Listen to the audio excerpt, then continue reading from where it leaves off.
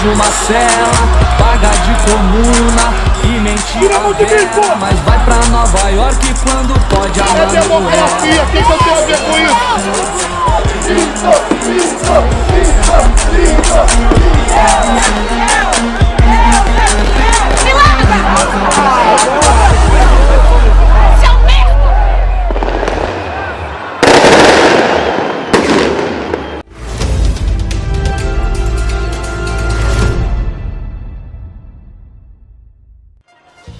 Bolsonaro é um fenômeno bastante complexo, que expressa um país que já vinha polarizado, né? Que tem pela primeira vez a expressão majoritária do voto conservador e que tem essa marca forte do antissistema, né, no momento de crise, digamos, das instituições do país. Que a partir desse momento da confirmação da minha candidatura passa a ser uma missão. Você pega o pêndulo do Chile, saiu Bachelet, entrou Sebastião Pinheira, que é da direita, digamos, civilizada. Na Argentina, saiu a Cristina Kirchner, saíram os Kirchner, foi para Maurício Macri, que também é da direita civilizada. A diferença do pêndulo, no caso do Brasil especificamente, é que ele foi demasiadamente para a extrema-direita. Né? Se você analisar os estados, Minas Gerais, com Romeu Zema, Partido Novo, o próprio Wilson Witzel, uma posição muito conservadora no Rio de Janeiro, aqui em São Paulo, o PT não chega nem no segundo turno e ganha o João Dória com uma posição tucana mais liberal, né? Não é um bom momento, digamos, para a esquerda no Brasil hoje. Né? Você teve a corrupção desavergonhada, pegou todo mundo, né? Sobraram pouquíssimos partidos que não foram afetados pelo escândalo revelado pela Lava Jato. Agora, corrupção não move tanta gente assim a votar contra o governo de turno. O que moveu foi a combinação de corrupção com uma baitíssima de uma recessão, a mais grave da história das estatísticas brasileiras. Existe uma outra vertente que também foi ganhando muita força, especialmente depois de 2013, que é o antipetismo. Metralhada, vocês dançaram, acabou. Ó, cadeia pra bandido, ó. O PT se definiu a vida toda como os únicos anjos no bordel da política brasileira. Freirinhas no bordel. Quando você revela que as freirinhas estavam participando da suruba generalizada, que é a política brasileira, as pessoas falam, bom, vamos procurar alguma coisa que esteja fora da política convencional, vamos votar nesse cidadão aí, que é um deputado há 27 anos, mas que ninguém sabia que existia, absolutamente irrelevante, e acabaram correndo para ele. Eu tive contatos pessoais com todos os presidentes da República, desde o general Geisel, inclusive com o general Geisel. O único presidente com o qual eu nunca tive contato é com o Bolsonaro. E juro por Deus que não é nenhum preconceito ideológico, é porque era inútil. Não era relevante, não pautava a agenda do Congresso. Eu não sou um patinho feio, eu sou um patinho horroroso. Bolsonaro 17 na cabeça! Porra! O antipetismo foi, no mínimo, o pretexto dominante para votar em Bolsonaro, porque diziam que era impossível votar no PT, coisa que, por outro lado, entendo, mas acho que é uma desculpa. Porque muitos, eventualmente, se envergonhavam de votar em Bolsonaro. O Bolsonaro, ele me representa simplesmente porque, infelizmente, eu votei no Luiz Inácio Lula da Silva, entendeu? Para mim isso é triste. Em 82, nós estivemos do lado dele. Hoje a gente tem que estar contra ele. Simplesmente por isso. A gente só espera que essa corrupção tenha um fim. A gente pensou no Bolsonaro como uma ideia muito absurda e fomos deixando levar o ódio tomar conta das pessoas, o antipetismo acontecendo, sem imaginar um cenário político como esse. E estamos aqui. O que me interessa é tentar entender o que fez que essa massa extremamente considerável de brasileiros votou em Bolsonaro com uma espécie de desejo de uma moralização contra eles mesmos. É isso que é interessante.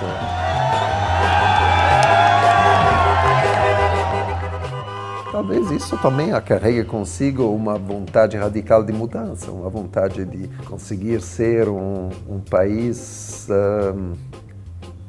sério. Bom, Será? Quem não entendeu essa eleição ainda não entendeu 2013.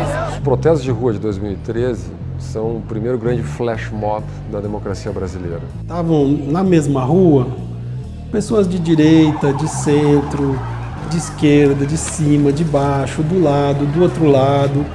Era uma massa caótica, convocada por redes sociais, né, sem lideranças, sem uma retórica unificada. Como essa energia de junho ficou solta, ela foi sendo vampirizada por pessoas e instituições que apareceram. Isso acabou se reproduzindo muito no processo de impeachment, aí já com uma inclinação política muito mais nítida. Isto contribuiu para a polarização da sociedade e certamente é o estilo de fazer política do Bolsonaro. Ele é um político de redes sociais.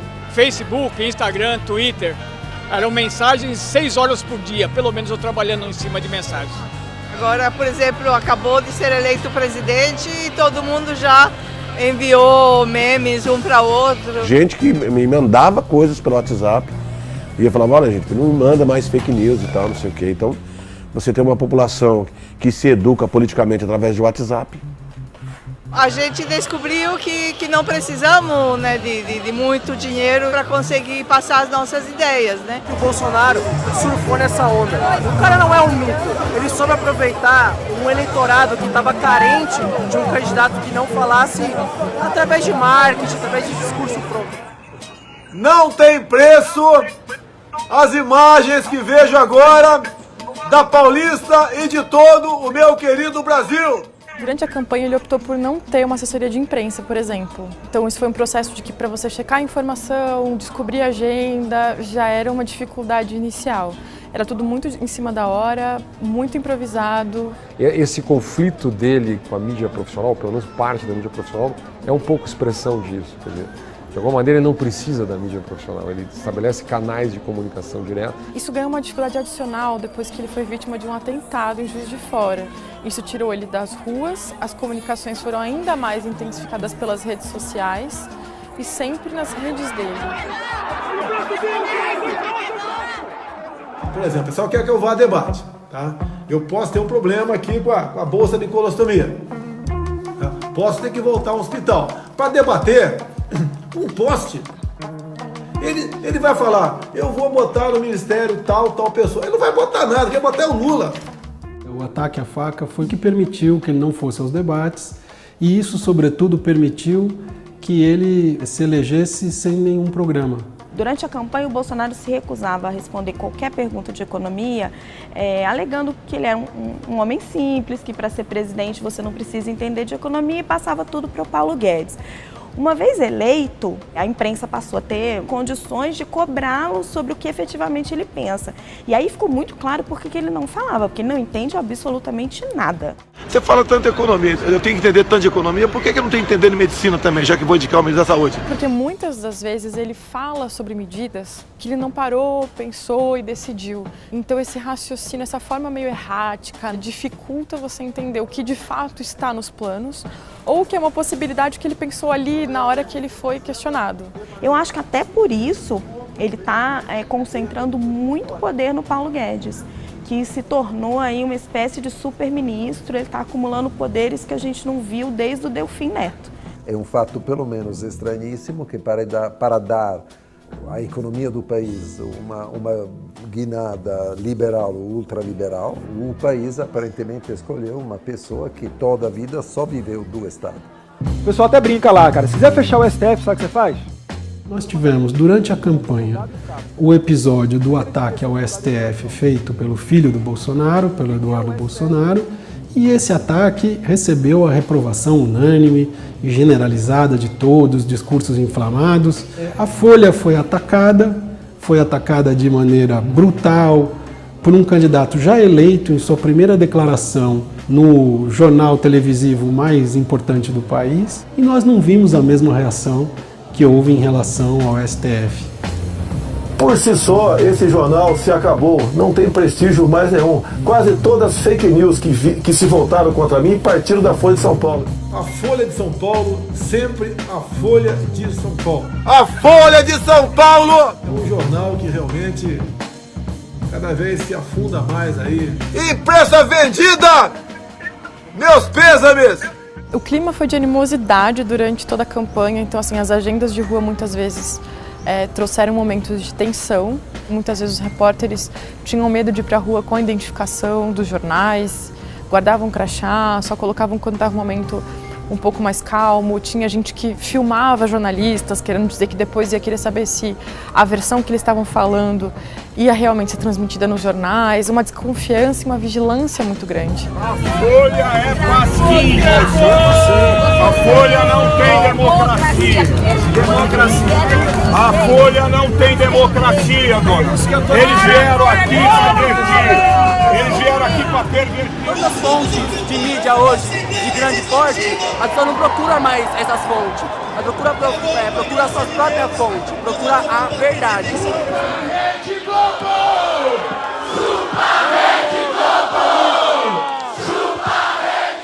De alguma maneira isso é um novo normal da democracia digital. A democracia onde a multidão silenciosa, a maioria silenciosa, tomou voz. São duas seitas, né? A seita Lula, que acha que o Lula é uma espécie de padinciço dos tempos modernos, e o Bolsonaro, que é o padinciço da direita, né? Você pode falar o que você quiser do Bolsonaro, e os bolsonaristas não acreditam, atribuem tudo a uma grande conspiração comunista, o que seria ridículo se não fosse trágico, né? Porque o comunismo não existe mais. E eu acho que nesse momento da política, o presidente eleito falou diretamente coisas que as pessoas queriam ouvir, que era coisa sobre ódio. A gente sempre, no fundo, odeia alguém. E eu acho que ele despertou esse ódio nas pessoas. Existia já uma ditadura do politicamente correto, uma ditadura. Eu, por exemplo, me sentia podado em muitos ambientes de falar o que eu realmente pensava sobre muitas coisas. Ele me autoriza a pensar e dizer em voz alta coisas que eu me impedia absolutamente de pensar e dizer. Agora é possível expor a sua opinião, o que você pensa. Nós temos livre-arbítrio de falar o que a gente pensa. Bolsonaro não é o pior dos problemas, o pior dos problemas é quem vota nele. O problema é o discurso de ódio, o problema é toda essa euforia que ele traz, entende? Eles falam tanto a gente sair do armário, mas quem estava no armário eram eles, sabe? A gente, por exemplo, a gente é uma família. A gente foi taxado muitas vezes de fascista, por falar o que pensa. E a gente é gente normal, gente do bem, né? E eu acho que ele representa isso. Uma pessoa normal, que fala o que pensa. E as pessoas estão um pouco cansadas disso, né? De ficar encaradas aí no dia a dia. No fundo, ele não mentiu pra ninguém, né? Estranho as pessoas terem votado nele, ele dizendo que não gosta de negros, não gosta de índio, não gosta de mulher, não gosta de gay. E me parece que quem não gosta de negro votou porque não gosta de negro. Aí ele pegou uma turma que não gosta do gay, pegou uma turma que é machista, pegou uma turma que é racista. Acho que ele fechou o bonde dele. Vamos dar início ao nosso primeiro ato pela resistência contra o Bolsonaro, pela democracia! O Bolsonaro não é uma pessoa que está habituada a arbitrar conflitos. Não é uma pessoa capaz de organizar em torno dele o sistema político. Se você olhasse assim a biografia de Bolsonaro, você imagina que tudo bem, se esse cara for presidente, ele vai fazer um governo Geisel, que no fundo seria o Dilma II, né? Eu duvido que seja isso que ele acabe fazendo. Para mim, a pior possibilidade seria que ele fizesse, sim, um governo ultraliberal em economia e, ao mesmo tempo, de alguma forma, para compensar, um governo estadista em matéria de liberdades individuais. Eu não consigo fazer uma previsão muito clara, porque ele ainda me parece um cara muito confuso. Eu só espero que não seja do jeito que ele está prometendo que seja, porque é bem preocupante e assustador. Há o fato de que não foi o Bolsonaro que ganhou, foi o antipetismo, ou o antipolíticos tradicionais. Agora, você não governa sendo contra alguma coisa, né? Você tem que ser a favor de determinadas coisas. Vamos ver a favor do que exatamente vai ser o Bolsonaro. O grande paradoxo é como ser um governo popular com uma pauta com notícias amargas para a sociedade. Reforma previdenciária, que provavelmente é a coisa que ele vai ter que fazer, mas é paradoxal que seja logo alguém que pertence à classe dos mais privilegiados do ponto de vista previdenciário, que são os militares no Brasil. Como é que ele vai, enquanto militar, retirar esse tipo de privilégio aos seus ex-colegas. O nosso povo não precisa de você, ô Bolsonaro! Vai se fuder! O nosso povo não precisa de você. Tem um enorme desafio. Tem maioria no Congresso. Bolsonaro já disse que não está disposto a rifar, a negociar, a fazer o troca-troca tradicional. Há uma grande dúvida como é que faz para montar base. Todos os compromissos assumidos serão cumpridos com as mais variadas bancadas. Ele vai votar, olha, só 3 bancadas. A bancada ruralista, a bancada de segurança pública, a bancada evangélica, e se você somar aí a bancada dos católicos, é maioria absolutíssima. Ou seja, é um governo de crise permanente. Na melhor das hipóteses vai ser muito precário, na pior das hipóteses será caótico. E é por isso que tem tanta gente que está angustiada, que está inquieta, que está com medo e preocupada. Porque a gente olha em volta e não existem mais as referências, tanto para interpretar o que está acontecendo, como por tipo de ação que a gente pode ter. O Brasil não tinha uma opção majoritária conservadora, historicamente, desde a redemocratização. Agora tem. Então, isso melhora a nossa democracia. Por quê? Eu posso gostar ou não gostar da pauta, não é essa a questão. A questão é que as pessoas têm uma opção a mais para se fazerem, né, representar. Então a democracia ficou mais complexa, mais completa. Isso é bom. Pautas conservadoras, desde que elas expressem o que está na cabeça das pessoas e elas passem por todo o rito congressual, evidentemente sob a supervisão do Supremo Tribunal Federal, são pautas da democracia.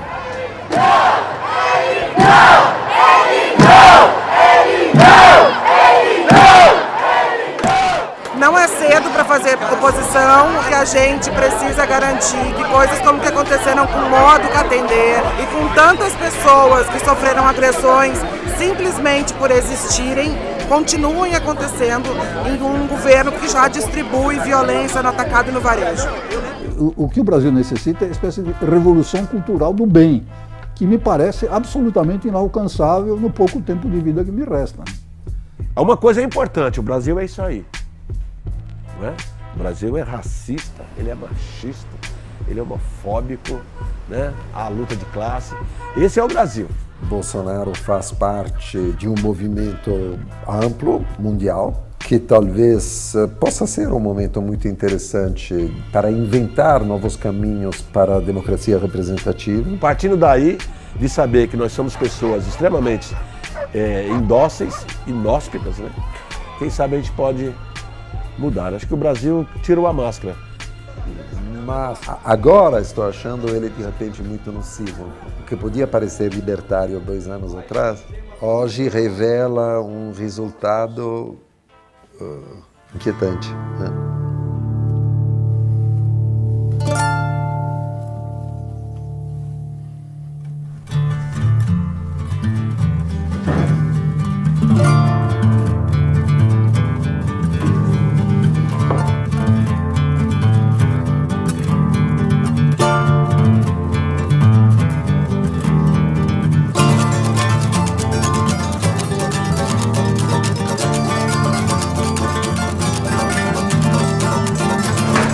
Tá valendo? Tá valendo?